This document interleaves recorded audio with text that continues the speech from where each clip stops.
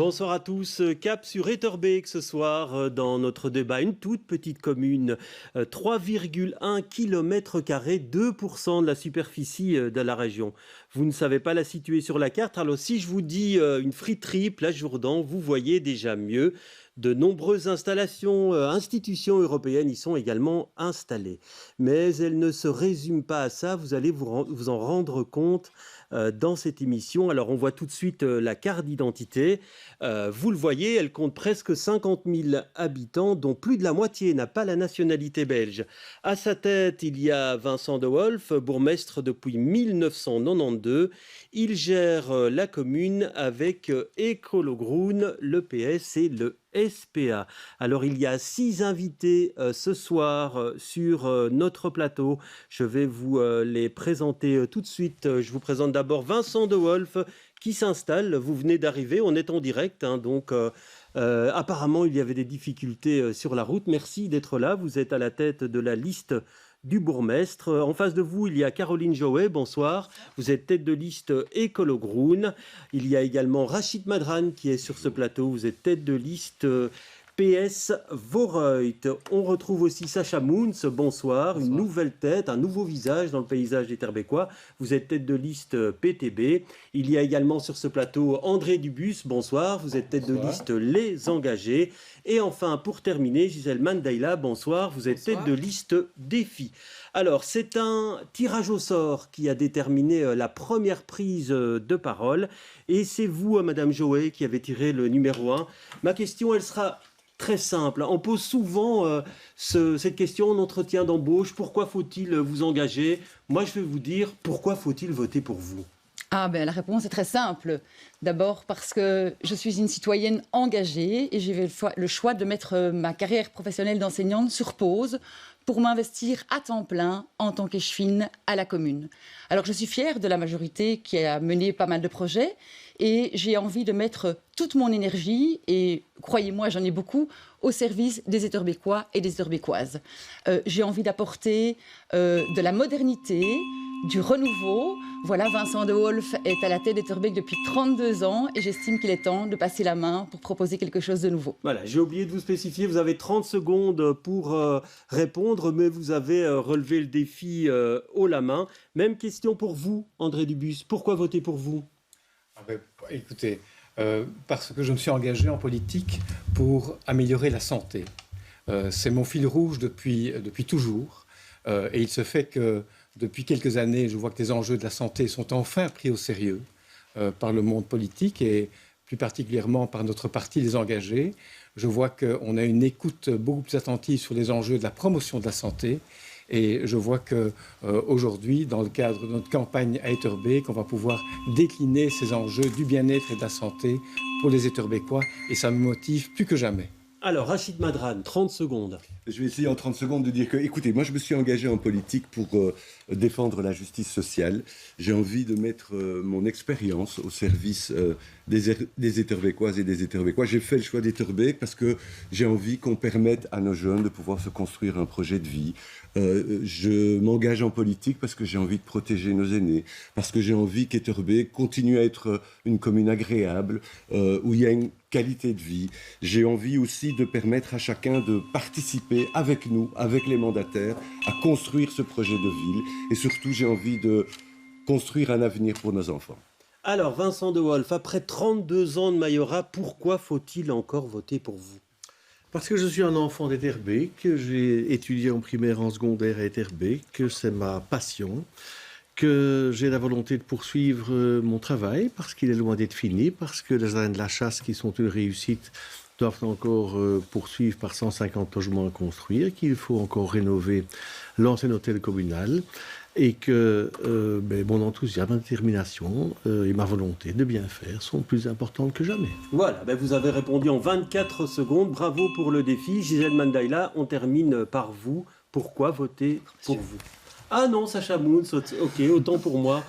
Excusez-moi, Sacha Moons, dites-moi, vous, pourquoi voter pour vous? C'est la première fois qu'on débarque à Etterbeek avec le PTB, donc on veut enfin entrer au conseil communal et représenter la gauche authentique, représenter une alternative sociale au conseil communal, se mettre toujours du côté des Etterbeekois en les consultant. C'est ce qu'on a fait aussi en construisant notre programme et en établissant nos priorités, en faisant remplir une enquête à 500 Etterbeekois pour fixer nos priorités comme le logement, la mobilité, la démocratie.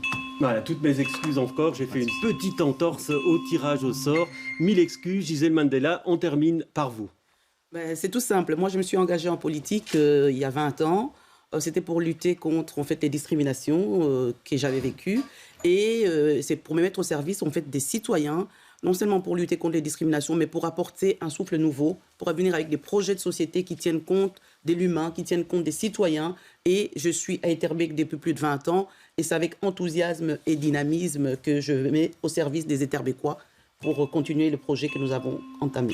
Voilà, vous avez tous relevé le défi. Merci beaucoup à vous. Alors, on va entrer dans le vif du sujet en parlant un petit peu politique, puisqu'il y a un accord préélectoral entre vous, la liste du bourgmestre, le PS Vorreut et les engagés. Vous en pensez quoi, Madame Joët? C'est la fin d'Écolo dans la majorité si il l'emporte le soir du 13 octobre? Pas du tout. Alors je voudrais dire d'abord que je suis surprise d'être ici à la table de l'opposition parce que, à ce que je sache, je fais encore partie d'une majorité et donc j'ai un peu l'impression que les jeux sont déjà faits. Or, oui, c'est moi qui ai décidé de l'emplacement pour la dynamique du débat. Ce n'est pas du tout le cas. Voilà. Alors, je suis honnête et je vais l'avouer, Écolo Groen a fait des accords préélectoraux par le passé. Oui, vous les rendiez publics, hein, d'ailleurs. On les rendait publics et ici, il est rendu public, donc je n'ai pas d'opposition sur le principe. Et là, vous êtes surprise de ce préaccord électoral? Alors, surprise, je m'en doutais un petit peu. Mais par contre, ce qui me surprend, c'est l'objectif et surtout le contenu, ou plutôt, j'ai envie de dire, l'absence de contenu de cet accord électoral. J'ai l'impression, à titre personnel, que ici, ce sont 3 hommes politiques qui veulent s'assurer de rester au pouvoir, d'y parvenir ou d'y retourner. Les Etterbeekois et les Etterbeekoises ont reçu un courrier dans leur boîte aux lettres qui précise qu'il y a un accord cadre. Cet accord cadre est assez flou. Il y a 5 thèmes qui sont évoqués, des thèmes qui sont évoqués aussi et que porte Écolo Groen. Et donc voilà, moi, ça m'interpelle parce que je trouve qu'on doit faire campagne sur du contenu. Moi, je me suis engagée en politique pour que les choses avancent, pour porter des projets pour le bien des Etterbeekois et des Etterbeekoises. Et donc ici, je vous l'ai dit, je ne suis pas parvenue jusqu'aujourd'hui à trouver les programmes des partis ici en face de moi. Sur les sites internet, on met encore en cours de construction. Oui, ils ne sont pas encore tous publiés. Voilà, ils ne sont pas encore tous publiés. Et donc moi, ça me pose question. J'ai envie de dire, c'est un peu une coalition du passé. Et je l'ai dit au début du débat, moi j'ai envie d'apporter vraiment de la modernité, un souffle nouveau. Et on a 3 hommes qui, à eux 3, cumulent quand même, ou en tout cas comptabilisent 95 ans de mandat. Voilà, je trouve qu'il faudrait maintenant un petit peu que les Etterbeekois aient une autre alternative et porter la modernité. Voilà, c'est ce que je dis. Alors Vincent de Wolf, un préaccord assez flou, dit Écolo. Et puis il y a aussi, est-ce que c'est une volonté de faire un copier-coller de ce qui se prépare à la région? Mais écoutez, chacun peut dire et penser ce qu'il souhaite, mais Madame Joët, d'abord, oublie qu'elle m'avait demandé si un préaccord était conclu de la prévenir, ce que j'ai fait. Parce que je respecte toujours mes engagements. Et donc, avant que ce ne soit conclu et rendu public, j'ai téléphoné à Madame Joët, loyalement, disant, écoutez, un accord va se conclure avec les engagés. De ce qu'il y a à la région. Alors, un copier-coller, moi, j'essaye quand même aussi de suivre un peu la volonté des électeurs, parce que vous parlez de passéisme, de trois hommes qui veulent être dans leurs pantoufles et continuer à diriger la commune. Ça n'est pas très honnête ni très respectueux. Il faut quand même savoir que Écolo a été sanctionné par l'élection au mois de juin, l'élection régionale. Ça n'a pas été notre cas et ça n'a pas été le cas non plus des autres partis associés et certainement pas des engagés. Donc oui, c'est intéressant d'avoir une majorité miroir entre la région et la commune. Vous savez bien que les compétences sont les mêmes, les budgets sont interactifs et donc c'est très positif de pouvoir avoir des dialogues de ce type. Ce n'est pas le seul motif. Il est vrai aussi que l'opposition constructive des engagés pendant plusieurs années qui stigmatisait certaines choses mais qui en soutenait d'autres, a fait que les liens se sont resserrés et le partenariat avec les socialistes existe depuis même avant même que je sois bourgmestre. Alors Monsieur Dubus, on vous a vu pendant tout un temps plutôt vindicatif par rapport à la politique menée par le bourgmestre. Alors aujourd'hui, l'agneau ou le loup est devenu agneau parce que on vous sentait très en colère, très opposé à la liste du bourgmestre pendant tout un moment. C'est vrai, c'est vrai. Et je dois dire que le basculement, il a eu lieu lors de la crise du Covid. Souvenez-vous, ce moment qui était un moment tout à fait particulier, où on jouait un peu l'union sacrée entre les partis. J'avais demandé, dans ce moment où on était dans l'inconnu, que tous les mois, les chefs de groupe puissent se retrouver pour faire le point. Et de façon très honnête, et le bourgmestre et le président du CPS ont à ce moment-là fait part des grandes difficultés et des grands drames aussi qui se vivaient dans les maisons de repos, etc. Et nous avons fortement apprécié d'abord cette transparence totale.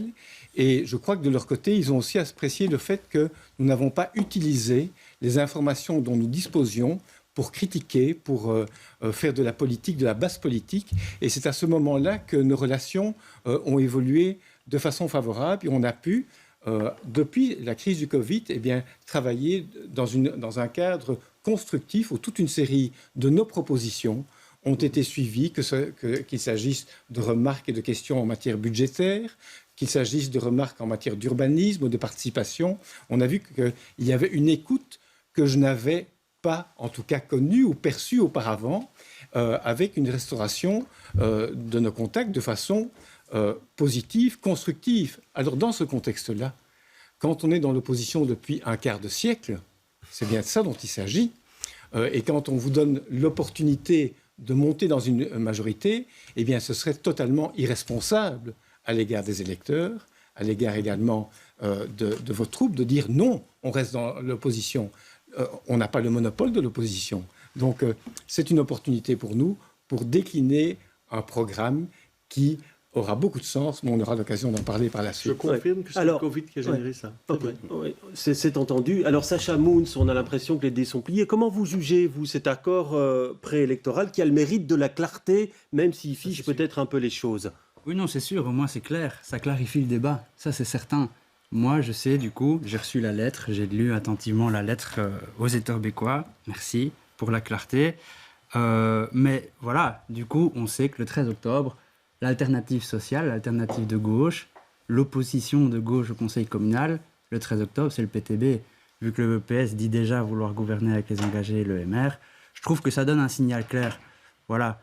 Donc, dans ce sens-là, c'est ça surtout que je veux dire. Et donc, nous, on va surtout se battre pour incarner cette opposition de gauche, l'alternative sociale et surtout la jeunesse qui a besoin d'être représentée dans le conseil alors, communal. Rachid Madran, on entend souvent Paul Magnette dire, en tout cas c'était le cas lors du scrutin du mois de juin, dans les déclarations d'intention, c'était « je voudrais la majorité la plus progressiste possible ». Que dites-vous aux électeurs socialistes qui se disent que ce n'est peut-être pas le profil de la prochaine majorité à Etterbeek? Écoutez, plusieurs choses. D'abord, je vais dire une chose. Cette commune est bien gérée depuis des décennies. 2. La dimension sociale, depuis des décennies dans cette commune, est garantie, valorisée et soutenue. Par ailleurs, je voudrais vous dire une chose. Vous savez, je fais partie de ces socialistes, sociodémocrates, enfants d'ouvriers, mères, femmes d'ouvrage, qui pensent que les moins nantis, les gens en grande difficulté, les gens les plus précarisés, ont besoin d'un parti socialiste qui soit dans la majorité, plutôt qu'au balcon. Et donc, depuis des décennies, avec nos partenaires, nous mettons en œuvre des initiatives. Et en toute transparence, non, Madame Joël, les jeux ne sont pas faits. Comme nous le faisons, et nous l'avons fait avec vous et Madame Marie-Rose Guetten depuis de très nombreuses années, nous avons eu des accords ensemble. Nous avons fait exactement ce que nous avons fait avec vous, c'est-à-dire un accord cadre. Bien entendu, il y aura la campagne, et chacun défendra son programme. Et en fonction du résultat des électeurs, nos différentes formations politiques pourront valoriser leurs propositions. Moi, je suis de ceux qui pensent que le Parti socialiste doit être dans la majorité pour être actif et pour apporter quelque chose à la population. Voilà la nouvelle majorité que nous vous proposons, chers Etterbeekoises et chers Etterbeekois, si vos suffrages le permettent. C'est ce que nous avons fait depuis 10-15 ans avec les écolos. Et ma conviction... 18 ans. 18 ans. Et ma conviction, c'est que, et Vincent de Wolf pourra en témoigner, un jour j'ai dit... Vous savez, on m'a posé exactement la même question concernant M. Vincent de Wolf. Vous savez ce que j'ai répondu? J'ai dit, écoutez, c'est le plus social des libéraux que je connaisse. Chaque fois qu'on a défendu de la cohésion sociale, chaque fois qu'on a augmenté les dotations CPS, chaque fois qu'on a eu des soucis, je l'ai trouvé avec moi. Eh bien oui, Moi, j'ai envie de construire une majorité d'expérience, Madame Joët. À 56 ans, je ne pense pas qu'on ait déjà un homme qui a besoin de charentaise et de pantoufles. J'ai l'âge de Christos Doulkéridis. La pantoufle, c'était un petit clin d'œil. Oui, hein, oui, vous avez j'ai bien l'âge- compris ce que je voulais dire. Allez, dites votre âge comme ça. 56. Allez, voilà. J'ai l'âge de Christos Doulkéridis. J'ai travaillé avec Christos Doulkéridis dans un gouvernement. J'ai été ministre. J'ai été président du Parlement. Aujourd'hui, je fais le choix d'Etterbeek. On Et va j'ai donner- envie de me battre pour Ouais. cette commune. Alors, on vous a bien compris, on a bien compris votre enthousiasme. Gisèle Mandela, votre regard, vous, sur cet accord préélectoral? Mais moi, ici, je voudrais dire qu'il ne faut pas être hypocrite. Je crois que depuis la nuit des temps, on sait que les accords existent un peu partout. Et à Etterbeek, les accords ont toujours existé. On le sait. Et c'est vrai qu'il faut le reconnaître, ça a le mérite d'être dit. Mais maintenant, par rapport à ces accords-là, est-ce que nécessairement, au lendemain des élections, ça va être les trois partis qui vont gouverner? On ne sait pas. Je crois qu'il faut laisser le choix aux électeurs pour pouvoir décider de ce qui va devenir d'Etterbeek. Mais ici, moi, je ne m'offusque pas de cet accord parce que je sais que partout, et on a toujours vécu ça à Etterbeek, les accords ont toujours existé. Que ça soit... Ils ont toujours été rendus publics. toujours été rendu public. C'est pour ça que j'ai dit, je ne suis pas offusqué par rapport à ça, et je ne veux pas me mettre la tête dans le sable en disant que non, mais c'est scandaleux. Pas du tout, mais maintenant j'ai dit tout simplement que ce sont les électeurs qui vont décider de la majorité, ou de la future majorité qui devrait y être au 13. Voilà. Oui, alors vous avez le mérite de la clarté, Vincent de Wolf. Ouais. Je vais vous poser deux questions claires et Oui. je voudrais une réponse claire. Oui. Vous allez devoir choisir entre un mandat parlementaire et un mandat de bourgmestre. Est-ce que vous resterez bourgmestre ou pas? Je voudrais d'abord répondre sur l'accord, parce que... Oui, et vous répondrez madame- à ma question. Et je répondrai à votre question, bien entendu. Donc, Madame Joët va ne pas contredire ce que je vais dire, dans la mesure où, en fait, c'est un mandataire de son propre parti qui a rédigé quelque chose que je ne pourrais pas rédiger, qui est un accord algorithmique, mathématique. Une sorte de tableau Excel qui fonctionne de manière extrêmement précise. Le soir de l'élection, on injecte les voix reçues par chacun des partis. Donc c'est intensément démocratique. Et chacun reçoit des charges en fonction des voix qui ont été... voilà. Donc c'est un accord qui est tout à fait ouvert. Alors, au niveau de la question du cumul, c'est très simple. Moi, je suis quelqu'un qui exerce des responsabilités depuis longtemps. J'ai toujours pris mes responsabilités et quand je dois faire un choix, je fais le choix. Et vous choisirez quoi, Vincent de Wolf? Alors, Si les électeurs ont décidé. j'essaye de continuer. J'ai aussi l'habitude de poser le choix quand le choix doit être posé. Ce sera après l'élection. On va voir ce que les électeurs auront décidé concernant les différents partis et concernant ma personne. J'ai toujours dit que j'étais meilleur parlementaire parce que je suis bourgmestre, meilleur bourgmestre parce Ouais, que mais je ce ne suis sera plus parlementaire. Je voudrais continuer à m'exprimer. Et donc, je choisirai loyalement pour défendre au mieux l'intérêt des Etterbécois, là où je pourrais le faire le mieux selon mon sentiment après les élections. Je ne sais pas le dire de manière plus claire, plus nette et plus loyale. Ah, il y en a certains qui ont dit je serai bourgmestre à temps plein si les électeurs le décident. C'est le cas de Bernard Clairfailly, par exemple, pour Scarbeck. Il l'a déjà dit maintenant, on notera que vous ne le faites pas. Mais vous pouvez noter que je ne connais personne qui ait été plus à temps plein que moi, dans la mesure où je suis toujours présent pour l'ensemble des crises, pour l'ensemble des actions sur le terrain. Et je l'ai dit, les Etterbécois, à chaque élection, augmentent jusqu'à présent la confiance qu'ils me témoignent. Alors, vous me demandez de continuer. Je dois tout de même vous prévenir que vous êtes très en avance sur le temps de parole. Et donc, je vous demanderai d'être plus bref dans vos prochaines réponses. C'est vous Alors, qui dirigez. Madame J'avais Joët, quand même tout de une même, question. d'abord sur ce qu'Écolo a fait pendant cette législature, ça n'a pas été non plus un modèle de constance, puisque tous les échevins ont changé dans le collège Etterbécois, tous les échevins écolo-groun. Alors chez Écolo, on ne fait pas carrière, voilà, pour plusieurs raisons. Il y a un échevin qui a pris sa pension, il le méritait.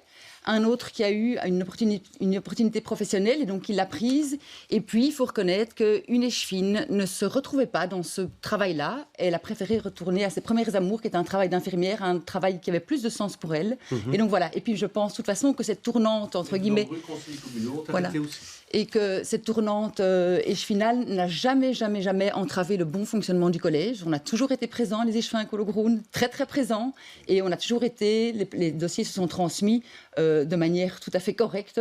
Et donc, franchement, je pense que ça n'a eu aucune incidence sur la vie du collège d'Urbécois ou sur le conseil communal, parce qu'on connaît le dossier, on sait les gérer, et donc, franchement, ça n'a porté en rien préjudice au bon fonctionnement du collège. Oui, alors Sacha Moons, vous allez faire votre entrée au conseil communal, en tout cas, on l'espère. Quel type d'action, finalement, vous voulez mener au sein de ce conseil ? Du coup, nous, un des premiers trucs qu'on aimerait mettre en place, c'est de rendre le conseil communal transparent, ouvrir les portes du conseil communal, ça veut dire aussi le filmer en direct et qu'il soit vraiment accessible, aussi rediffusé. Il y a plein de communes qui le font, il faut absolument que ce soit fait, c'est aussi une question démocratique. Voilà, et je pense qu'il y a moyen, de pas attendre je vois encore beaucoup plus longtemps. Des trois autres. Si tout le monde est d'accord, tant mieux. Je vous rejoins, Voilà. c'est quelque chose qu'on porte et qu'on demande depuis longtemps aussi. Et pourquoi c'était pas encore le cas alors? Si tout le monde est d'accord, ça je m'étonne juste un petit peu. Vous savez, au Parlement, avant, les séances n'étaient pas... Non mais au conseil, Non, mais moi, je communal. parle du Parlement. Ouais. À l'époque, Ouais, mais- on n'avait pas de... Non, mais pour le conseil on ne communal... filmait pas. Ouais. C'était la technique. Je ne sais pas si techniquement, aujourd'hui, c'est possible. Bon, ou pas, ça, Anderlecht, ils le voir. font, à Oui, Bruxelles, c'est ils le font. Alors, venu On après filme le mariage, Parlement. pour voir C'est ceux qui filment le possible. mariage. Oui, alors Madame Mandela, il y avait deux élus défis en 2018. Comment vous imaginez votre action dans le futur conseil communal? Mais il faut savoir que nous, depuis que nous sommes au conseil communal à Etterbeek, on a toujours mené une opposition constructive. Je rappelle le fait qu'on était auparavant sur la liste de bourgmestres avec défis et on a mis en place un certain nombre de projets et partant de ces projets-là, pour ne pas nous dédier, on a soutenu les projets que nous avons mis en place. Parce qu'il faut savoir que pour la mise en place d'un projet, ça prend le temps. Et donc, nous avons décidé de mener une opposition constructive, c'est-à-dire de reconnaître lorsque les choses sont bien faites, de les nommer, de reconnaître, de les appuyer. Et quand il y avait des choses qui n'allaient pas, aussi de le dire et de venir aussi avec des interpellations et des propositions par rapport à ça. Nous allons continuer, en fonction de ce que les électeurs vont décider, à continuer à mener notre travail de manière positive et de manière, nous ne voulons pas faire de la politique politicienne. Nous, on veut vraiment, au niveau des défis, venir avec des idées, des projets, des propositions qui rencontrent en fait les besoins des Etterbeekois. C'est ça l'essentiel pour défi. Ouais. Ce n'est pas faire de la politique politicienne juste pour le plaisir de faire de la politique ou de faire de l'opposition. Non, c'est vraiment venir avec des propositions et des interpellations et des idées pour Etterbeek. Ouais. Alors Sacha Moons, vous êtes en retard sur le temps de parole. Je vais vous redonner une fois la parole quand vous voyez ce qui se profile en termes de majorité, puisque même si les dés ne sont pas joués, il y a quand même un avantage compétitif pour les trois partenaires qui ont signé un accord préélectoral. Vous avez l'impression de ne pas voir de différence entre ces trois partenaires? C'est-à-dire que non, pas vraiment. Moi, je reçois la lettre, ils se mettent d'accord sur un cadre très général. C'est quand même assez vague. Je reçois ensuite la lettre de M. Madran par la poste, où là, je vois enfin parler de logement. Et j'étais très inquiet de ne pas voir le logement dans la lettre commune, alors que ça me semble être une priorité à Etterbeek. Et donc, moi, je serai particulièrement attentif et je continuerai à défendre l'investissement dans les logements sociaux et le logement public. Alors le logement, ça va être notre premier point, mais d'abord, une question pour vous, Monsieur Dubus. Je vous demanderai une réponse rapide et puis on va aller dans le volet logement. Qu'est-ce qui vous différencie de Rachid Madran et de Vincent De Wolf? Qu'est-ce qui sera différent avec vous dans une majorité si vous y êtes? C'est la méthode de travail. Nous voulons mettre sur pied une méthode de travail qui prend en considération tous les enjeux de la transition, de la santé, de la participation et de la bonne gouvernance. Et ça n'a pas été fait jusqu'ici. Et attendez, je peux développer chacun de ces points, mais si on reprend ces 4 points de façon transversale, ça permet d'améliorer l'efficacité de toutes les politiques, que ce soit en matière de propreté, de sécurité, de logement, d'urbanisme, etc. Mais le fait de garantir, par exemple, la participation et l'implication des habitants dans toutes les décisions, c'est un élément fondamental. Et je peux vous dire que pour avoir fait du porte-à-porte depuis 1 an, j'ai rencontré des centaines de personnes et j'ai été totalement séduit sur 2 éléments. C'est la façon dont les gens analysent beaucoup mieux qu'on l'imagine ce qui se décide au niveau communal, premier élément. Et deuxième élément, c'est qu'ils sont prêts à dire ce qu'ils pensent, à partager leur point de vue. Et donc, on doit tabler sur cette force extraordinaire que représentent les habitants pour avancer. Et donc, la participation, pour nous, c'est un élément qui est fondamental. Mais il y en a d'autres. Voilà. Et depuis le début du débat, c'est vous qui avez parlé le plus, Monsieur Dubus. Comme ça, vous êtes prévenu. Rachid Madran, même question. Qu'est-ce qui vous différencie de Vincent De Wolf et d'André Dubus? Qu'est-ce que vous ferez différemment? Tout d'abord, je suis socialiste. J'espère que ça ne vous a pas échappé. Je suis donc quelqu'un qui défend la justice sociale et je remercie d'ailleurs M. Mouns d'avoir soulevé que pour le Parti socialiste, le logement est une priorité. On l'a démontré à tous les niveaux de pouvoir, notamment à la région bruxelloise. Notamment à la région bruxelloise. Alors, par exemple, parlons un peu de logement. Si je peux déjà m'avancer. C'est la première priorité. Donc je suis dans la continuité. Oui, vous êtes dans la continuité. Alors je vais tout de même brosser le tableau. Il y a 5 logements sociaux pour 100 ménages à Etterbeek contre 7% au niveau régional. Il y a de gros soucis dans l'accès au logement pour les bas revenus, mais aussi pour les revenus moyens. Comment permettre à cette couche de la population de se loger à Etterbeek? C'est notre premier thème. Vos propositions à M. Madran rapidement, et donc, puis je donnerai la parole à M. Mouns. Je vais essayer d'être le plus rapide possible. Donc la priorité, et de nouveau je remercie les collègues de l'avoir évoqué, c'est évidemment une priorité pour nous. Garantir du logement de qualité à des prix abordables pour les Etterbeekois.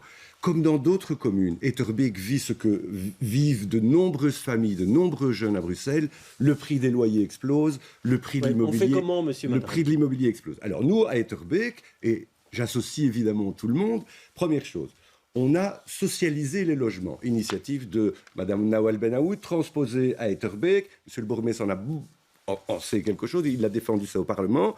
Donc nous socialisons les logements. Nous sommes évidemment pour avoir de plus en plus de logements sociaux et de plus en plus de logements publics. On parle d'un nouvel ensemble dans notre ancienne maison communale. Réservons une partie des logements, et c'est l'idée, des logements sociaux, des logements à vocation sociale dans ces logements. Alors, quel pourcentage? Comme ça, c'est clair. Écoutez, dans l'ancien 10, 15, 20%, le plus possible. Pour moi, le plus possible, ce ne sera jamais assez. Mais en tout cas, ce qui est important, c'est qu'on puisse garantir à un maximum de nos jeunes, à la classe moyenne, à nos populations qui sont en difficulté, de pouvoir se construire un projet dans notre commune. Alors, on doit aussi donner des aides aux jeunes qui sont des étudiants, qui sont sur des listes d'attente. On doit les aider. Moi, je vois les chiffres du RIS auprès des jeunes. Revenu d'intégration. Revenu d'intégration sociale. On a beaucoup de jeunes qui en bénéficient. Donc, il faut aujourd'hui essayer de mettre des moyens là-dessus. Alors, il faut compenser les délais. Il faut réserver une partie des logements à vocation sociale dans les grands projets immobiliers. Il y a nos agences immobilières sociales. On doit évidemment soutenir et renforcer. Alors, en quelques secondes, c'est difficile de tout vous annoncer comme programme. Mais donc, oui, nous avons beaucoup de propositions sur cette question-là. Alors, Sacha Mouns, est-ce que vous vous retrouvez dans le programme socialiste parce que vous parlez beaucoup de coercition dans votre programme et vous dites qu'il faut une grille de loyer coercitive appliquée au parc de logement communal? Oui, c'est ça. Donc, au niveau de l'ensemble des logements, la commune ne peut pas le faire, mais donc on peut déjà faire les bons élèves et appliquer ça sur les logements qui appartiennent à la commune. Et ensuite, moi, je vais juste donner le chiffre. Ce qui est sur le site de la commune pour la maison communale, c'est 10%. C'est ni 15, ni 20. Et nous, on est pour que ce soit un tiers de logements sociaux dans les nouveaux projets, ce qui ferait passer de... si c'est 10%, si l'objectif c'est de faire 120 logements, ce qui est affiché sur le site de la commune, passer de 10 à un tiers, ça ferait passer de 12 à 40 logements, ce qui est une différence quand même significative. Et donc nous, on voudrait que ce soit quand même une ligne de conduite, c'est de pousser à un tiers de logements sociaux dans tout nouveau projet.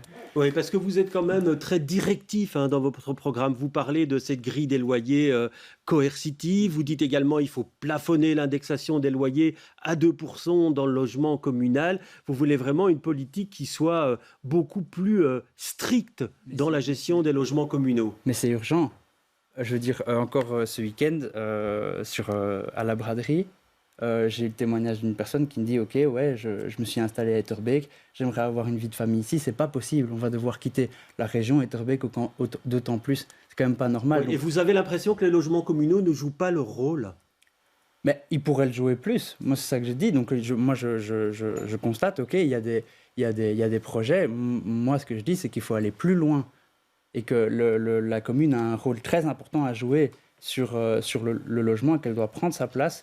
Évidemment, c'est pas le seul acteur qui va régler la question du logement à Bruxelles, mais c'est la grande priorité dans notre enquête. C'était le numéro 1 dans les inquiétudes des gens, c'est de pouvoir se payer un endroit juste, avoir un chez-soi. Et c'est devenu extrêmement compliqué à Etterbeek. Donc oui, je suis pour qu'il y ait des mesures importantes et ambitieuses en matière de logement, oui. Alors on voit donc qu'il y a débat sur ce plateau sur le pourcentage de logements sociaux ou équivalent social dans ce projet de réurbanisation de l'ancien hôtel communal. Votre position sur le sujet, Madame Mandala? Non, mais je pense que c'est vrai qu'à Etterbeek, il est difficile de se loger parce que la qualité de vie qui existe à Etterbeek fait que on voudrait rester, mais le prix des loyers sont exorbitants. Il faut savoir que c'est plus ou moins 1 200 € pour un loyer, un appartement 2 chambres. Et plus ou moins, si on veut acheter, c'est plus ou moins 300 000 €. Et on ne sait pas maintenir la classe moyenne au niveau d'Etterbeek. Donc je pense qu'il faut agir au niveau du bâti qui existe, au niveau de la rénovation des bâtiments, travailler éventuellement avec la région via CityDev pour tout ce qui est rénovation, pour tout ce qui est construction de nouveaux bâtiments publics, pour pouvoir permettre en fait aux Etterbeekois de pouvoir y rester et s'y maintenir. Donc pour nous, ce qui est important aussi, c'est de renforcer en fait l'action des AIS. Pourquoi? Parce que les AIS permettent en fait et aux propriétaires et aux locataires de pouvoir... Donc AIS, c'est Agence Immobilière Sociale, ce sont donc des privés qui donnent leur logement à l'IS et qui sont loués aux conditions du social. Voilà, donc c'est renforcer cela, sensibiliser et en parler davantage pour que les citoyens connaissent en fait ces systèmes. Parce que nous aussi, moi aussi, je me suis promené dans Etterbeek, j'ai discuté avec des citoyens et le premier problème qui revient, c'est le logement. Et beaucoup ne sont pas non plus au courant des mécanismes ou des outils qui existent pour pouvoir se loger à Etterbeek. Donc il est important pour nous, non seulement de réserver une partie dans les logements nouveaux qu'on va construire. Quel pourcentage, selon vous, de logements à finalité sociale dans ce projet de réurbanisation de l'ancien hôtel communal où 120 logements sont prévus apparemment? Je pense que pour maintenir la mixité sociale à Etterbeek, tant les classes moyennes que les personnes précarisées, pour des filles, je pense qu'il faut en tout cas ne pas aller en deçà de 15% de pourcentage des bâtiments ou des logements réservés au niveau des publics précarisés. Alors, Madame Joël, vous, quel pourcentage, selon vous? Pourcentage, je faisais partie de la majorité, donc la politique, c'est aussi l'art du compromis. On aurait voulu plus, mais on est arrivé à 10%, donc je ne vais pas revenir sur l'accord qui a été très malhonnête de ma part. Maintenant, vous êtes en campagne électorale, est-ce que ça vous semble suffisant? Non, idéalement, on aurait voulu plus. D'ailleurs, on voulait plus, mais voilà, le compromis était d'arriver à 10%. Et vous avez accepté le compromis? Voilà, en politique, on accepte aussi les compromis pour que les choses puissent avancer. Oui, voilà. Donc voilà, je ne vais pas répéter ce qui a été dit pour le logement, parce que je pense que tout le monde est d'accord, c'est très compliqué. Il y a des éléments qui n'ont pas été... Oui, vous n'avez encore rien dit, mais je vais vous donner la parole, Monsieur Dubus et Monsieur De Wolf, vous inquiétez pas. Alors, justement, là, il y a tout un débat sur ces 10% de logements à finalité sociale dans l'ancien hôtel communal qui sera donc démoli et reconstruit. Monsieur De Wolf, il n'y avait pas moyen de faire plus? Ça vous semble un chiffre correct, ces 10%? Je vais essayer d'être clair et court. Parler, c'est bien, agir, c'est mieux. Le logement, je connais bien.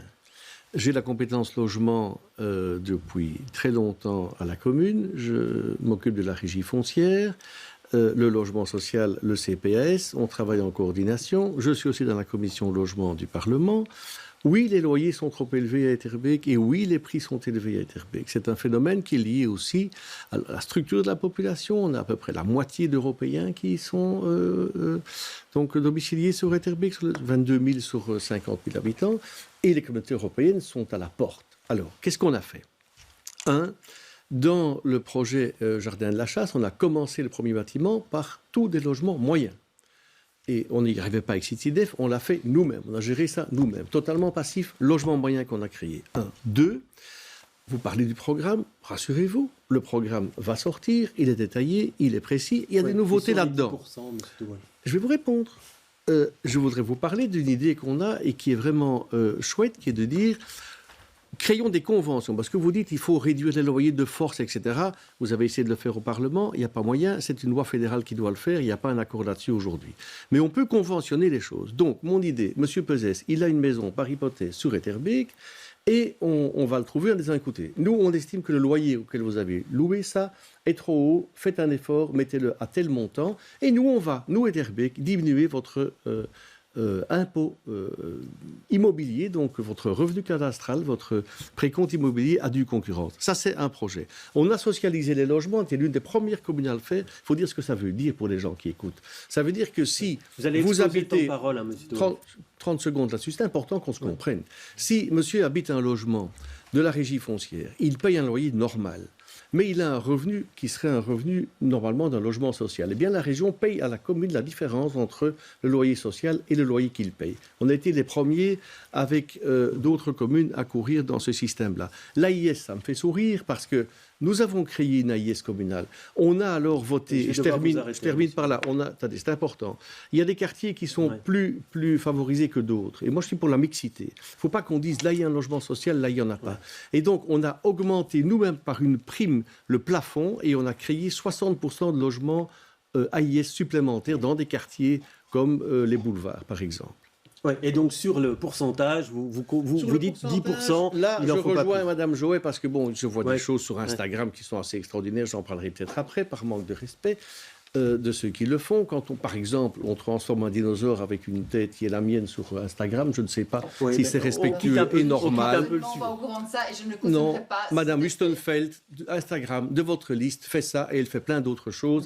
Et ça n'est pas convenable. Ça n'est absolument pas convenable de faire ça. Je suis désolée, mais je ne suis pas au courant de ce que fait. Je n'ai pas un contrôle, je ne suis pas connectée tout le temps. Mais moi, je vous le dis. Voilà, vous prenez les excuses qui vous sont faites aujourd'hui par rapport à ça. Vous cautionnez pas ce genre de pratique, Madame Joët. J'ai toujours été, Monsieur De Wolf le sait, en collège, j'ai la volonté d'être constructive et positive. Gérer et diriger une commune, ça veut dire aussi diriger les équipes que vous dirigez.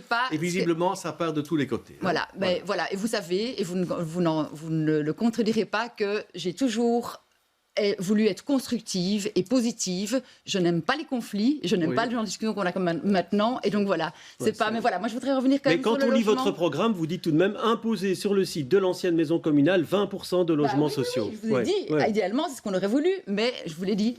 Ça a été voté en collège, ça a été voté en conseil communal, il faut être honnête. Je l'ai dit. Et les 10%, ça ne tombe pas d'une volonté politique de moi. Si j'aurais voulu faire plus, il faut être honnête et dire pourquoi on n'a pas fait plus. Parce qu'on ne s'est pas payé ça. Parce que le terrain vaut ce qu'il vaut, qu'il faut des promoteurs et des entrepreneurs pour construire, et qu'on a fait un équilibre entre le moyen et le social. Alors, monsieur dit que c'est comme ça qu'on y est arrivé. Monsieur Dubus, vous vous êtes pas encore exprimé sur cette question du logement. Est-ce que vous, demain, dans la majorité, vous arrivez et vous dites au bourgmestre, écoutez, monsieur De Wolf, moi, ces 10%, c'est pas assez, j'en voudrais plus, et négocions une augmentation. Premièrement, nous sommes pour l'augmentation du pourcentage de logements sociaux sur l'ensemble de la commune. Le projet de la réaffectation du site de l'ancienne maison communale, c'est un projet qui est équilibré, nous estimons, avec 10% de logements sociaux et surtout un pourcentage important de logements moyens acquisitifs. Et pour nous, c'est quelque chose de fondamental parce que précisément 90% de logements moyens acquisitifs, parce que ça permet de stabiliser une partie importante de la classe moyenne. Et nous savons, vous savez tous, que stabiliser la classe moyenne, c'est un enjeu qui est majeur. À côté de cela, il y a encore deux aspects qu'il faut développer. D'une part, ne pas avoir peur de densifier par le haut l'ensemble du bâti. Quand il s'agit de faire des rénovations, eh bien, il faut encourager les propriétaires à rajouter un étage ou 2 étages. C'est une façon de casser aussi le marché et de faire en sorte qu'on ne va pas empiéter sur les espaces verts. Et enfin, c'est susciter toutes les formules de logement intergénérationnel. Il y a encore beaucoup de maisons qui sont occupées aujourd'hui par une personne seule, une personne avec un certain âge, et qui ne demande qu'une chose, c'est d'accueillir un jeune, un étudiant, ou quelqu'un d'entre 25 et 35 ans. Et il y a des formules qui fonctionnent très bien.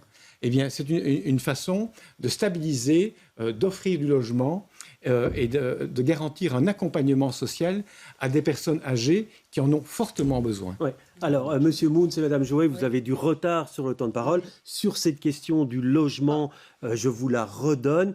Que mettre en place de plus à l'avenir? Je vous ai dit, je trouve qu'on peut être fier de notre bilan en matière de logement. Il y a pas mal de choses qui ont été faites. La lutte contre les logements inoccupés. Il y a alors quelque chose qui a été quand même assez novateur à Etterbeek, c'est que vous savez que la population des 25, 34 ans, 39 ans sont surreprésentées à Etterbeek.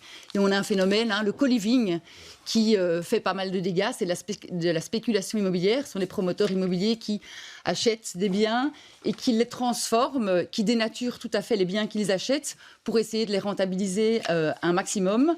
Et donc, ça pose des problèmes, évidemment, en termes de division des logements, mais aussi en termes de bien-être ou de bien-vivre pour le voisinage. Quand des maisons qui sont prévues pour 4-5 personnes en accueillent 10, 12, voire plus, ça pose question. Qu'est-ce que vous prônez? Et donc, on a fait une taxe, un règlement de taxe. Ouais, est-ce qu'il faut l'augmenter? Qui a lutté pour ça? Qui a déposé le texte au Parlement? C'est vous ou c'est moi? Mais c'est M. Karim Chekassan, mon ex-collègue, qui a fait la proposition au collège. Il faut être très bien que je suis en pointe là-dedans. J'ai dirigé un groupe de travail. Je n'ai pas dit que c'est Monsieur je n'ai pas dit que c'est pas vous qui avez proposé, mais qui a eu l'idée? Il faut être honnête aussi. C'est M. Chekassan qui, en collège, et on s'est vite dépêché pour le faire un jour en séance, je m'en souviens très bien. Non, ça c'est pas vrai. Alors voilà, monsieur Doal, combattre, oui, mais l'idée de la taxe vient de Karim Chekassan, mon ancien collègue. Je fais mise au point. Vous êtes vraiment très en avance sur le temps de parole par rapport à monsieur Moons et par rapport à madame Jouet. Et donc ça veut dire que cette taxe sur le co-living, on l'augmente ou pas? Parce que je vois dans certains programmes aussi plus taxer l'hébergement touristique via Airbnb. Est-ce que c'est ce que vous prônez également? Mais voilà, en tout cas, M. De Wolf parlait tout à l'heure qu'on ne pouvait pas augmenter les logements sociaux sur le site de l'ancienne maison communale parce que ça coûte cher et qu'il faut quand même renflouer les caisses de la commune. Il y a des choix politiques qui sont faits. Voilà, c'est très bien de vouloir moins taxer le travail pour augmenter le pouvoir d'achat. C'est très louable, je suis tout à fait d'accord avec ça. Mais à un moment, je veux dire, les finances de la commune sont ce qu'elles sont. Je pense que Bruxelles, Etterbeek en tout cas, n'est pas la seule commune qui éprouve des difficultés financières. Voilà, vous n'allez pas m'entendre ce soir faire des fausses promesses fiscales, mais à un moment, quand on supprime certaines taxes, il faut que les services publics continuent à fonctionner. On a baissé 4 fois l'impôt sur l'IPP et qu'on est en bonne. Je vais vous arrêter.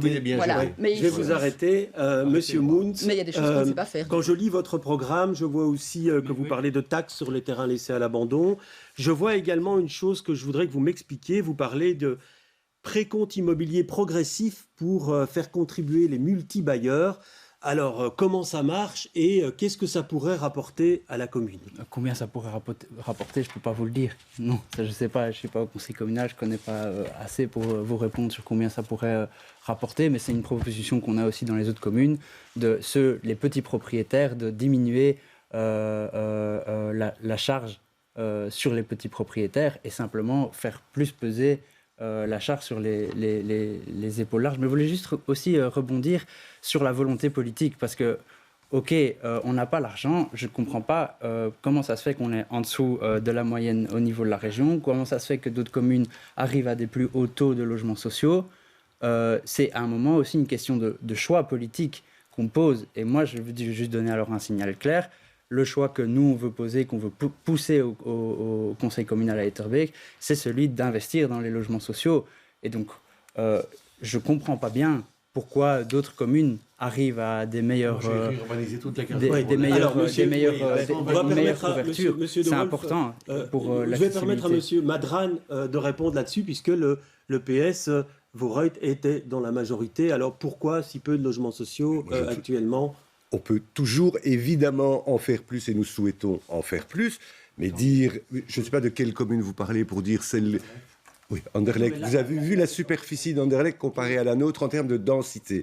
Moi, j'habite rue Générale. Attendez, j'habite rue Général Henri. En face de chez moi, il y a des logements sociaux. Nous avons énormément de logements sociaux. Nous avons la régie foncière. On vient de vous expliquer que la régie foncière, ce n'est pas du logement social à part entière, mais on l'a socialisé.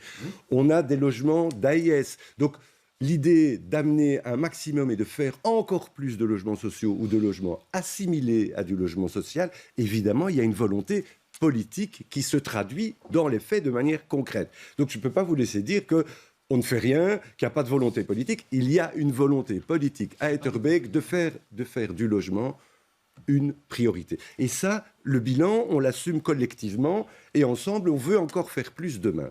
Maintenant, la question qui se pose, c'est... Rapidement, monsieur Oui, Madran. je vais essayer vraiment, je vais essayer de faire La question qui se pose, c'est à l'avenir. Comment est-ce qu'on fait? Et ça a été bien expliqué par alors c'est plusieurs bien, orateurs. vous pouvez résumer Juste ça en une 10 chose, secondes. comment fait-on participer aujourd'hui les spéculateurs, ceux qui viennent investir, qui ne résident pas, qui profitent d'Etterbeek pour gagner de l'argent et qui finalement n'apportent aucune plus-value à nos habitants. C'est ceux-là, ceux qui ont les épaules larges, qui doivent contribuer. Et cette idée-là, elle est vous partagée. êtes sur la même longueur d'onde que le PTB. Oui, sur mais la ce point-là. différence Ouais. avec le PTB, c'est que nous, si vous voulez, on a une volonté de participer, de mettre les mains dans le cambouis pour améliorer la situation des gens et pas de rester au balcon et d'être dans l'incantation Alors, madame- et dans la contestation. Ouais. Alors, Madame Non, mais c'est Mandela, ça, on vous a encore peu entendu sur le sujet. Merci de votre patience. D'autres priorités que vous voulez mettre en avant pour augmenter les logements pour les personnes qui en ont vraiment le plus besoin? Ici, on a parlé moi j'ai parlé tout à fait de renforcement des AIS, de faire la sensibilisation par rapport à cela. Il y a très peu de gens qui connaissent les projets des AIS. Donc ici, au niveau de la commune, nous, si on y était, si on est dans la majorité, en tout cas, on proposera de renforcer par des primes. Il y a déjà des primes qui existent, je le sais, mais peut-être de renforcer davantage les AIS pour éventuellement avoir encore un peu plus de logements à caractère social. Moi, je ne suis pas pour l'augmentation de manière massive des logements sociaux. Je suis pour une mixité dans le logement. Donc, il faudrait, on l'a dit, qu'il faut qu'il y ait non seulement des logements moyens, mais il faut aussi qu'il y ait des logements sociaux via différents mécanismes. Ça peut être l'AIS, comme on le voit ici. Ça peut être aussi avec le concours peut-être de CityDev. Vous avez travaillé, en tout cas la majorité, au niveau des jardins de la chasse pour avoir de logements moyens sous fonds propres, mais je me dis, il y a des mécanismes au niveau de la région, pourquoi ne pas solliciter aussi ces mécanismes-là pour pouvoir... C'était pas possible avec eux. Voilà, on va arrêter là pour le logement, si vous voulez bien. On va passer aux enjeux climatiques, qui sont importants également, puisque Etterbeek s'est fixé pour objectif de réduire de 92% les émissions de CO2 d'ici à 2030. Et dans les programmes, on trouve des projets de verdurisation, des projets de plantation d'arbres. C'est particulièrement le cas dans votre programme, Madame Joët. Alors, je vais juste citer un chiffre. Vous parlez d'un investissement de 6 millions d'euros pour les plantations d'arbres, avec l'idée, c'est de disposer d'un espace vert à 300 mètres et que chacun ait une vue sur un arbre. Oui. Alors, on fait comment pour financer ça? Tout à fait. C'est quand on fait du porte-à-porte, on a des contacts avec les gens. Il y a deux thèmes qui reviennent principalement. C'est la propreté et la verdurisation. Je l'ai entendu encore ce matin en regardant les petites capsules vidéo que vous avez tournées à Etterbeek. Les gens apprécient les espaces verts. Il y a des gens qui ont la chance d'en avoir tout près de chez eux. Mais par contre, il y a des gens qui n'ont pas un arbre dans leur rue. Alors, on ne s'amuse pas à planter des arbres parce que c'est joli. Enfin, en tout cas, moi, je trouve ça joli. Mais ça a un but, évidemment, lutter contre les fortes chaleurs et améliorer aussi la qualité de l'air. Donc voilà, c'est une priorité alors vous pour faites nous. comment? Vous les plantez où, ces arbres? Comment ça se passe si vous êtes aux affaires demain? Alors, on les plante. Alors, on voudrait que chaque Etterbeek, chaque Etterbeekois, c'est dans le programme, puisse avoir, évidemment, de sa vue, de sa fenêtre, la vue sur 2, 3 arbres, là où c'est possible, évidemment. Il y a des rues dans lesquelles ça ne va pas être possible parce qu'il y a des zones de livraison, il y a des impétrants. Donc voilà, on n'est pas non plus irréaliste, mais ça, c'est un peu... Voilà, c'est bien aussi de montrer qu'on a envie de voir grand et qu'on a envie que cette mesure-là soit la plus largement portée à Etterbeek. Donc voilà, contrairement, moi, j'ai les travaux publics et la voirie dans mes compétences. Et donc, les fonctionnaires me disent qu'il y aurait moyen, en effet, de faire plus. Alors, c'est clair que, je vais pas le cacher, ça coûte de l'argent de faire des travaux en voirie. Donc, ça, je vous l'ai dit, c'est des choix politiques. Et ça coûte aussi, et ça, je le sais aussi, je l'affirme, de l'argent en termes d'entretien. Parce que tous ces arbres, etc., il faut les tailler, il faut les entretenir. Et donc, c'est pour planter les arbres et pas en prendre soin, ça n'a pas de... Voilà, les habitants vont être mécontents. Mais donc, en effet, je pense que, franchement, verduriser la commune, on a déjà commencé. Je trouve qu'un magnifique exemple... et je pense que personne ne me contredira autour de la table, c'est la place du Rinsdel. La place du Rinsdel est un magnifique exemple d'espace public qu'on a envie de créer. Les sécurisations piétonnes et cyclistes ont été faites, ça a été sécurisé. On a mis là une plaine de jeu pour les enfants, un terrain de pétanque pour les personnes âgées, un terrain de sport pour les jeunes, les ados et même tous les âges, et alors de la pelouse, des arbres, de la verdure, une fontaine d'eau. Et donc je pense que c'est vraiment une vraie réussite. Et donc ça, pour moi, ça représente un peu la place du futur qui permet différentes fonctions et dans laquelle tout le monde se retrouve, quel que soit son âge. Alors Gisèle Mandela, j'ai regardé attentivement votre programme. Il n'y a pas un gros focus sur cette création, ces plantations, cette verdurisation. Vos priorités dans ce domaine-là, quelles sont-elles? Non, je pense que vous dites qu'il n'y a pas un focus sur ces plans. Non, nous parlons aussi de la verdurisation de nos rues. Et oui, mais ce n'est pas la priorité des priorités dans votre programme. Ce n'est pas parce que c'est mis en troisième point que ce n'est pas une des priorités. Donc je pense que c'est peut-être que vous avez hiérarchisé les thématiques. Non, c'est une des priorités aussi pour nous en tant que citoyens, parce que je pense que l'écologie n'est pas un monopole des écolos. Je crois que l'écologie, c'est pour tout le monde. Et nous avons bien vu pendant la canicule ce qui s'est passé, le fait de ne pas avoir beaucoup d'arbres. Ça réchauffe encore un peu plus. Et votre programme, alors détaillez-le, c'est très clair de la part des colos. Chez nous, c'est le fleurissement déjà des pieds d'arbres, parce que on ne peut pas, on l'a bien dit ici, on ne peut pas planter des arbres partout vu la situation des terres bèques, mais là où il y a déjà des arbres, il y a aussi moyen de rajouter des plantes, parfois des plantes à haute tige, pour permettre en fait de lutter contre les plans canicules, de fleurir davantage les pieds d'arbres, et pourquoi pas d'avoir des toitures dans les nouveaux constructions des bâtiments publics, des verduriser, en fait, d'avoir des toitures vertes autour, au niveau de ces bâtiments. Donc ça permettra aussi de lutter contre la canicule et de pouvoir aussi permettre une meilleure qualité de l'air au niveau des terres bèques. Alors, Sacha Moons, j'ai lu aussi attentivement votre programme. Vous le dites, vous aussi, il faut développer les espaces verts, développer les plans d'eau. Il n'y a pas d'objectif chiffré. Est-ce que vous en avez dans votre programme? Non, mais c'est parce qu'on pense aussi qu'on doit le faire en concertation avec les habitants, au cas par cas, quartier par quartier, évaluer les besoins avec les gens. Et pour aussi, parce que le risque, c'est d'opposer, si c'est trop... c'est juste imposé d'en haut, on va planter plein d'arbres là. Je n'ai pas envie qu'il y ait une opposition entre les citoyens et l'écologie. Je veux qu'ils prennent part dans la verdurisation de la commune, qu'on sache les besoins en verdurisation. Et donc, je pense qu'il faut continuer effectivement dans cette direction-là. Je vais préciser que loin de moi l'idée d'imposer. Non, mais j'ai pas dit que c'était votre. Je dis juste que c'est important. Je dis juste que c'est important. Sa volonté de gouverner autrement, mais donc voilà, j'étais assez surprise et positivement de ce que vous avez dit en termes de gouvernance, et je vous rejoins. Je termine de répondre, donc Pour Good Move, on aurait pu le faire alors. Mais on n'a pas fait le Good Move à Etterbeek, monsieur De Wolf. Parce qu'on l'a pas voulu. Mais regardez, on ne va pas entamer un débat sur Good Move. Je suis le maître des thèmes. Je suis le maître des thèmes. Monsieur De Wolf, c'est moi qui ai déterminé les thèmes que l'on aborde au débat. On va suivre la conduite que nous avons fixée en rédaction. Merci en tout cas. Alors, oui, terminer. Verdurisation en concertation avec les citoyens, c'est hyper important d'évaluer vraiment les besoins et de le faire avec les gens. Alors, avant de donner la parole à vous trois, je vous précise tout de suite que vous êtes en avance sur le temps de parole. Donc, je vous demanderai tous les trois, vous, monsieur De Wolf, monsieur Madran, monsieur Dubus, quand vous prenez la parole, vous vous étendez. Donc, je vais vous demander d'être un petit peu plus bref et je vous remercie.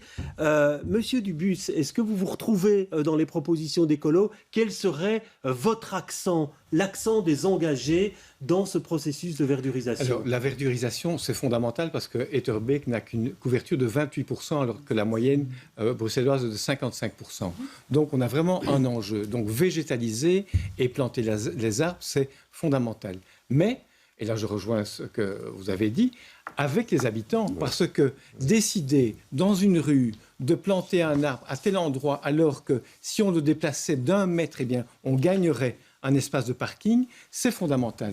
Et donc, ça, y a, dans certaines rues, il y a des endroits où des plantations d'arbres se font parfois un peu en dépit du bon sens, et les gens nous disent, regardez, il y a une place pour une voiture et demie. S'ils avaient dépensé d'1,50 m, il y aurait 2 voitures. Voilà. Donc, impliquer les habitants. Deuxièmement, les arbres, ça touche beaucoup les habitants.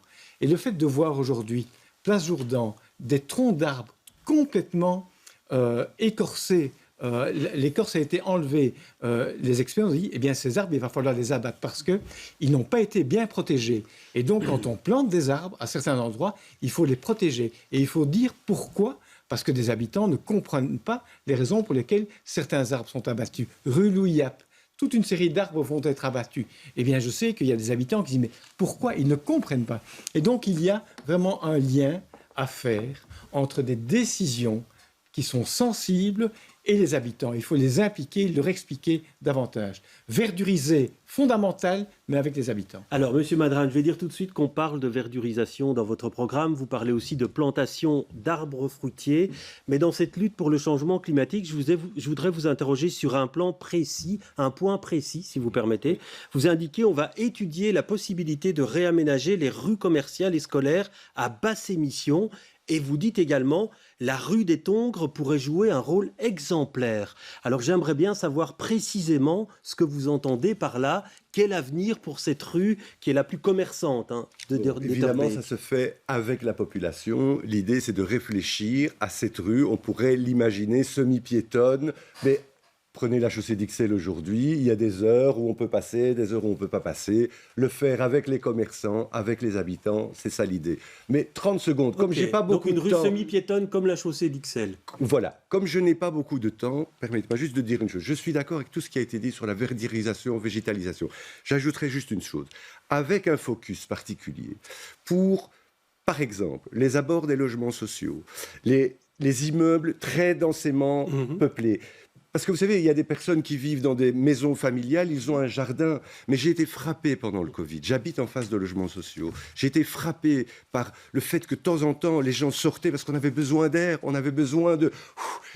Oui, s'aérer. Et donc j'aimerais bien que dans notre réflexion à tous, on se focalise principalement sur les zones où les gens n'ont des petits appartements, des petites unités, des logements sociaux. Ils n'ont pas la possibilité. Parfois, ils n'ont même pas de terrasse, pas de balcon. Et bien là, je pense qu'on doit avoir une priorité pour ces personnes-là. Oui. Alors Vincent de Wolf, dans votre programme, on parle aussi de la création d'un nouvel espace vert. Ce serait dans les casernes, cette porte d'entrée vers la ville. Vous voulez quoi? Créer un grand parc à cet endroit? Vous parlez de collaboration avec la région, hein, oui, d'ailleurs, pour ce faire. Quand vous quittez le boulevard militaire, donc le boulevard Général Jacques, et vous entrez dans Etterbeek, vous avez là que du minéral, des casernes sur le côté, des espaces de parking. Nous, on pense faire là, au milieu, tout un espace vert qui peut se construire. Évidemment, on ne sait pas le décider seul, c'est la région qui devrait le faire. Je voudrais simplement rappeler, parce que ça, peut-être que d'aucuns ne le savent pas, que dans le quartier Général Lavigerie, donc le nord du boulevard, vers Oderghem, il n'y avait pas une feuille d'arbre qui existait. Il y a de ça 30 ans. Qui a planté des arbres là? C'est votre serviteur. J'ai commencé à faire ça tout jeune bourgmestre. Je me suis fait insulter par les habitants parce que j'avais fait mettre ces arbres à des endroits de places de parking interdites, dangereuses. Deux, moi je soutiens tout à fait la plantation d'arbres systématique dans les rues. Je me suis impliqué sur la rue des Champs, par exemple, pour gagner chaque fois une demi-place, et ça fait alors une place de parking, parce qu'en mesurant intelligemment, on peut le faire sans perdre des places. Je rappelle que c'est nous qui avons rénové partout, notamment le Parc Cap, qui est un joyau, la place du Rinsdale, le square de Léopoldville. Et j'insiste pour dire qu'on a été les premiers à Bruxelles à créer le budget carbone. On a listé les activités productrices de carbone des activités communales. On a fait des fiches de la transversalité. Je rappelle que notre nouvel hôtel communal a été cité en exemple, qu'on a gagné un prix mondial comme le bâtiment le plus efficient et le plus durable, avec récupération d'eau, puis toiture verte, etc. Donc, et je sorry de le dire, Madame Joët, mais le plan climat que vous auriez dû construire, vous ne l'avez jamais construit sur Etterbeek, donc c'est un peu dommage d'aller dire grâce à nous on va mettre des arbres partout, mais c'est possible, mais c'est pourtant alors votre réponse, Madame Joët, c'est pourtant comme votre réponse. Alors ce plan climat, le bourgmestre, mon collègue s'arrache les cheveux, convoque des réunions, essaye de faire avancer les choses et il n'y a pas de réponse. C'est une priorité absolue d'Écolo Groen et ça n'a pas l'air d'être une priorité de partenaires de majorité. corriger. Ouais. Qui Voilà. fait de l'obstruction Qui fait de l'obstruction, Madame Jouet? Eh bien, je vous dis, mon collègue n'arrête pas de faire des réunions avec la coordinatrice climat qui doit en référer à monsieur le bourgmestre et les choses n'avancent pas. C'est reporté de semaine en semaine, les réunions sont annulées. Et donc, lui, il est... Je conteste ce qui est dit. Ben, voilà, moi, je La responsabilité de l'ECHFIN, c'était de faire le plan climat. Il n'y a pas eu de plan climat. Et alors, la participation, ça, c'est par malhonnête. exemple... Je suis désolée, c'est vraiment Oui, malhonnête. rapidement. Donc, Très par exemple, malhonnête. les box vélos. Moi, je soutiens les box vélos, je soutiens les racks à vélo dans les rues, mais en demandant l'avis des gens. Oui. Et on a commencé à le faire via Madame Joët sans demander la participation des gens. Ça a généré des soulèvements dans les rues. Maintenant, on demande l'avis des gens. Ça prend parfois plus de temps. Madame Joët, mais au on moins, va c'est terminer correct. là-dessus. Oui, On voilà. termine sur les box vélos Oui. et puis on passe au Je commerce. voudrais un droit de réponse et voilà, quand même souligner la malhonnêteté en termes de plan climat. Je suis honnête et sincère et franchement, là, je suis choquée de ce qui est dit. Vraiment, ça me va loin. Ça me va vraiment loin. Ben voilà, c'est Deuxième la chose, par rapport au box vélo, de la participation, oui, mais il faut quand même se rendre compte que quand on envoie 500 courriers à un quartier pour demander un avis sur l'implantation d'un box vélo, on sait par ailleurs que 5 personnes sont de toute façon demandeuses puisque on met 5 vélos dans un box et qu'il y a 2 personnes qui refusent pour telle raison. Alors parfois, la raison est acceptable, parfois elle l'est moins. Oui, monsieur De Wolf, mais consultez quand on envoie 500 courriers et que 2 personnes ne sont pas d'accord et qu'on n'installe pas parce que uniquement 2 personnes ne sont pas d'accord, alors que 5 en souhaitent et que voilà. Donc oui, mais je c'est vais la en rester là voilà. et je vous signale tout de suite que Sacha Moons, vous avez beaucoup de retard sur le temps de parole. Donc je vous donnerai la parole en priorité pour la question des commerces.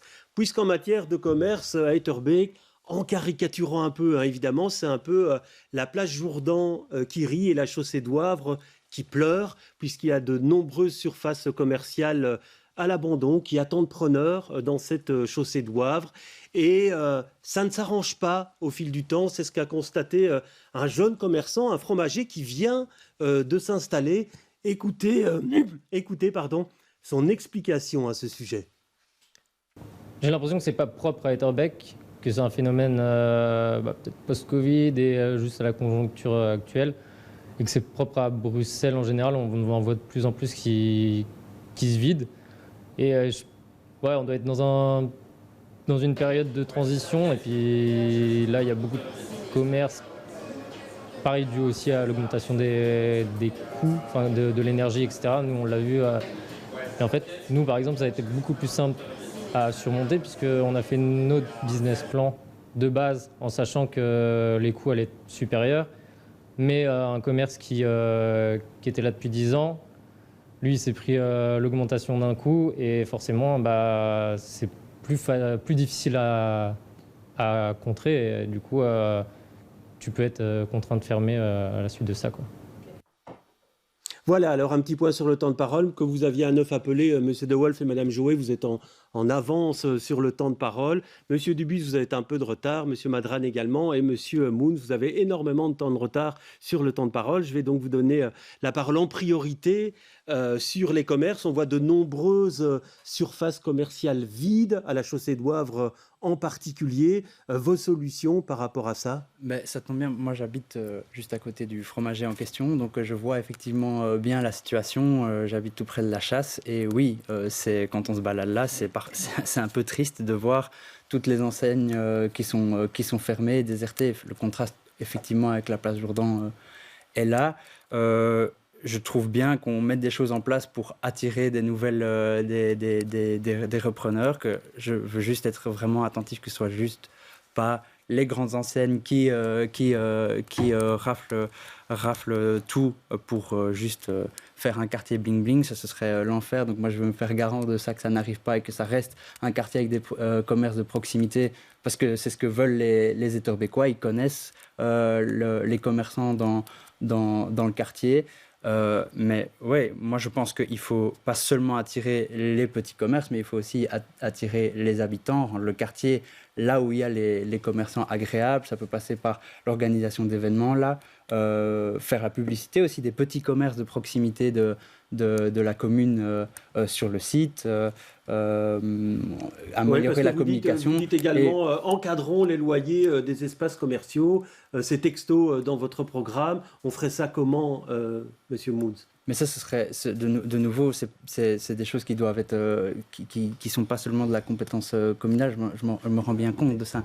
Oui, d'accord. Mais donc, il y a une série d'autres propositions. Je pense qu'il faut vraiment aussi miser sur l'amélioration du service, s'assurer que ce soit un quartier où on ajoute encore des poubelles, parce que bon, ça allait un peu les retours à la chasse, que c'était un peu crade des fois, etc. Donc je pense que c'est un quartier où il faut remettre un peu plus de poubelles. Et ensuite, être à l'initiative d'événements pour aussi attirer les habitants et qui prennent connaissance. Ok, moi j'ai ces petits commerçants qui sont là. Non, mais dans votre programme, vous êtes plus clair en termes communaux. Vous dites que la commune baissera ses loyers pour les commerçants locaux des espaces commerciaux dont elle est propriétaire. Oui. Si ça lui appartient, oui. Est-ce que vous êtes pour une politique proactive que la commune dégage des moyens pour acheter des surfaces commerciales dans cette artère commerçante? Mais pas à n'importe quelle condition et pour n'importe quelle enseigne, mais si c'est pour stimuler le petit commerce, etc. Nous, évidemment, on est du côté aussi des petts commerçants à Etterbeek. Ça, il faut quand même être assez clair, parce qu'on entend parfois un peu des fables sur le PTB qui serait contre les petits indépendants. Je pense que c'est tout le contraire aussi. Alors, Gisèle Mandela, vos solutions pour redynamiser le commerce dans cette artère en souffrance, et ça ne date pas d'aujourd'hui, hein, ça a déjà été un enjeu électoral lors des précédents scrutins. Mais je voudrais d'abord ici revenir sur la redynamisation des casernes, parce que c'est aussi dans notre programme. Et je me réjouis de voir que dans le programme de la liste de bourgmestres, il y a aussi cette révitalisation de l'avenir des casernes. Donc, on s'est rejoint sur certains points et sur certains dossiers. Donc, pour défi dans le cadre de la redynamisation de cette artère commerçante qui est la chaussée d'Ouavre, qui vraiment, aujourd'hui, où on voit tous les commerces désertés, je crois qu'il faut d'abord travailler en concertation avec les commerçants de ces quartiers pour voir un peu qu'est-ce qui pose problème dans ce quartier, qu'est-ce qui ne va pas, pourquoi est-ce que les commerces désertent. Ça, c'est dans un premier temps. Et en travaillant avec eux, ils sont les meilleurs ambassadeurs pour nous dire ce qu'il faudrait faire ou ce qui est mieux de faire pour redynamiser. Comme on a dit tout à l'heure, ne travaillons pas des manières de faire du bottom vers le bas, mais plutôt de travailler de manière participative avec les citoyens. Donc pour nous, je pense que la première des choses aussi est de pouvoir organiser des événements au niveau de cette artère-là, parce qu'aujourd'hui, quand on y passe, c'est triste. Donc je me dis, pourquoi pas, par exemple, un fond de musique, quand on fait ses courses, ça peut attirer aussi du monde. Et je reviens encore sur l'embellissement de ces artères avec des fleurs. Il y en a, mais on le retrouve un peu au carrefour de la chasse, mais non pas dans la rue commerçante, et l'organisation d'événements. Et on pense aussi qu'il faut maintenir le chèque Broubel pour nos citoyens, pour leur permettre... C'est un chèque qui est donné aux Etterbeekois pour pouvoir l'utiliser dans les commerces locaux. Et ça, je crois qu'il faut vulgariser, il faut le rappeler pour permettre en fait aux Etterbeekois de les utiliser éventuellement dans des commerces dans ces artères-là. Donc rappeler, peut-être sensibiliser les commerçants à venir avoir peut-être un label Broubelaire pour pouvoir attirer un peu plus des Etterbeekois dans ces coins, dans cette artère-là. Vous avez fait le tour ? Plus ou moins. Voilà. Mais je vais donner la parole à M. Dubus. Alors, quand je lis votre programme, vous êtes un peu sur la même longueur d'onde. Hein. Vous dites qu'il faut identifier les besoins des commerçants en termes d'attractivité de l'espace public. Sur la chaussée d'Ouavre, en particulier, il faut faire quoi, selon vous ? Donc, il y a deux axes. Un axe qui est de travailler avec les associations de commerçants pour identifier les paramètres sur lesquels on peut rendre la chaussée d'Ouavre plus attractive. Est-ce que c'est la propreté? Est-ce que c'est la sécurité? Est-ce que ce sont les parcs-mètres qui posent parfois des problèmes? Il faut revoir complètement le système de parcs-mètres de telle sorte que... Vous dites qu'il faut les changer dans votre programme. Ouais. Il en faut des plus modernes. Absolument, clairement. Ça, c'est un aspect. Donc, travailler avec les associations de commerçants. Le deuxième aspect, c'est faire en sorte qu'il n'y ait plus une façade qui soit vide. Parce qu'une vitrine d'un commerce qui soit vide, il n'y a rien de plus sinistre que cela. Et donc, nous plaidons pour que la commune établisse une forme de bail, d'occupation temporaire, de telle sorte que cet espace commercial soit occupé soit pour une exposition, soit par un artisan, de telle sorte qu'il y ait une vie, il y ait une attractivité. Et je crois que c'est quelque chose qui doit être faisable. qui demande sans doute un minimum budgétaire, mais qui permettra de renouer avec un cercle vertueux, de telle sorte qu'il y ait de la vie, il y ait de l'attractivité. Et le dernier paramètre, c'est jouer sur l'identité. Auparavant, la chasse, la Chaussée-d'Ouavre, était connue pour des commerces de qualité. C'était le cas. Pourquoi ne pas rechercher quelles sont les identités fortes sur lesquelles on pourrait travailler aujourd'hui avec les besoins actuels? Voilà, un chantier. Alors, Monsieur De Wolf, en préambule, je vous demanderai d'être bref dans votre réponse. Alors, il y a des choses qui ont été faites. Il y a une agence qui a été mise pour dynamiser le commerce. Il y a aussi un remboursement du précompte immobilier pour les jeunes commerçants qui s'installent. C'est ce que nous a dit ce fromager. Je ne sais pas si c'était exactement ça. En tout cas, c'est ce qu'il nous a dit. Mais il nous a dit simplement que quand il s'est installé, il ne connaissait pas l'existence de cette mesure et il l'a appris une fois installé. Oui, sauf qu'il a bénéficié notamment. Il en a bénéficié, effectivement. Il vous l'a dit, voilà. Ouais. Mais donc, qu'est-ce qu'on a fait? On a fait beaucoup de choses, on a été cité en exemple par rapport à ça. On a travaillé avec UP. Donc, on a instauré... Je vous donne 40 secondes. Ouais, on a installé deux projets qui fonctionnent. Donc, premier projet, c'était de donner 27 000 € par commerçant sur 3 ans. D'abord 12 000 €, puis 9 000 €, puis 6 000 €. Ça, c'est pour les commerçants qui répondent à l'appel à projet avec une volonté de diversification, avec du développement durable, avec un jury, et ça a été fait pour l'année dernière, on le fait pour cette année-ci. Et puis pour les propriétaires, lorsqu'il faut d'abord, pour les mêmes logements, pour les mêmes commerces, les rénover d'abord, imaginons qu'il y ait 10 000 € de travaux, on donne 50%. Grâce à ça, sur Antoine, parce que le fromager est à Saint-Antoine, et la chasse, on a restauré et réimplanté 48 commerces globalement et 21 dans ce quartier-là. Il y en a d'autres qui flanchent, on y travaille. La difficulté, moi je suis un enfant de la chasse, j'habitais au 32 avenue des Casernes, c'était tous des commerçants individuels, c'était des artisans, c'était des familles, c'était des gens qui étaient impliqués.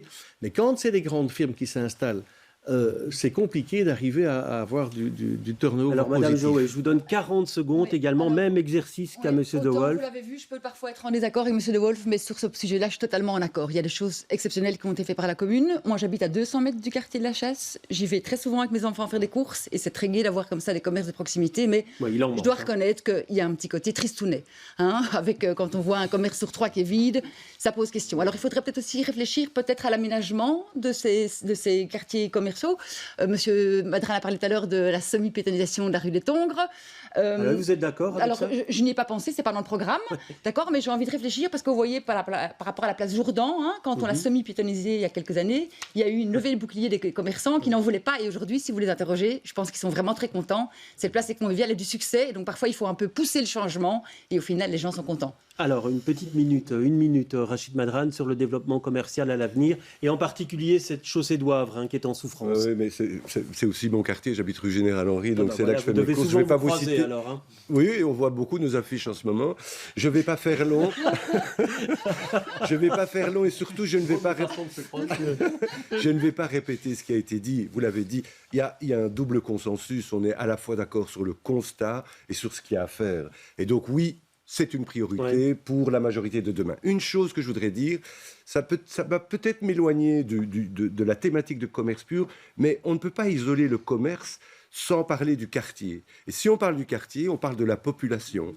Et donc, ça me permet de rappeler qu'à Etterbeek, on dit souvent qu'Etterbeek est une commune riche. Eh bien, moi, je l'ai souvent dit, Etterbeek est la plus riche des pauvres et la plus pauvre des riches. Un enfant sur 6 à Etterbeek vit dans une famille qui ne bénéficie pas de revenus du travail. Un jeune sur 10... un peu le sujet, non, mais c'est important. Un jeune sur 10... Oui, mais c'est la clientèle des commerces. Et donc, il faut qu'on travaille évidemment sur la thématique commerce, aider nos commerçants. Ce sont des gens vraiment qu'on doit soutenir. Mais en même temps, il faut qu'on travaille avec la population. Il faut qu'on les aide, parce que cette population est la clientèle de nos commerces de quartier.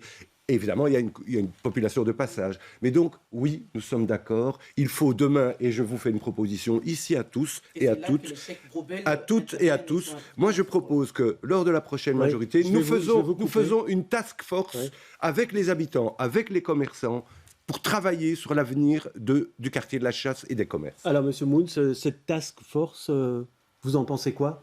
Vous êtes aussi un habitant du quartier, vous habitez là. Est-ce que vous pensez que ça pourrait porter ses fruits? Il va falloir voir ce qu'on y fait dans cette task force. C'est pas dans l'absolu comme ça. Oui, c'est ça. Ça reste à déterminer. Moi, je suis pas encore au conseil communal. Je veux arriver. Et vous le rêvez comment, ce quartier, à l'avenir? Mais effectivement, je pense qu'on en a un peu parlé, le rendre un peu moins tristounet. Bon, on a eu quand même aussi des retours effectivement sur le parking, la difficulté à se parquer. Je pense que ça rend aussi parfois difficile juste d'aller y faire ses courses si on a du mal à stationner. Donc je pense que c'est aussi un truc à réfléchir, le stationnement. C'est quoi, diminuer le prix, réfléchir selon vous? Oui, ou augmenter le temps de parking gratuit, parce que bon, c'est pas nécessaire de faire le parking entièrement gratuit là, mais de diminuer le prix du parking et peut-être d'augmenter un petit peu le temps de parking gratuit sur place. Oui, alors Monsieur Dubus, 30 secondes, vous êtes en retard sur le temps de parole, vous vous y retrouvez dans cette nouvelle politique de parking qu'il faudrait mettre en place? Alors, le problème du parking, c'est plus un problème de vétusté du système. Il faudrait à un moment donné que les bornes soient accessibles avec des applications comme c'est le cas. Mais le système du parking aujourd'hui à Etterbeek, c'est un système qui, il faut le reconnaître, génère des recettes qui sont intéressantes. Et donc, de ce côté-là, sur les principes fondamentaux du parking à Etterbeek, nous sommes mieux lotis que dans beaucoup d'autres communes. Voilà.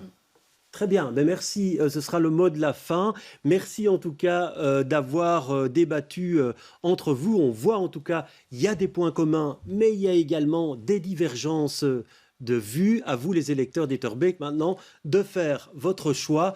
Demain, on prend la route de Watermael-Boitsfort. Très bonne soirée à tous.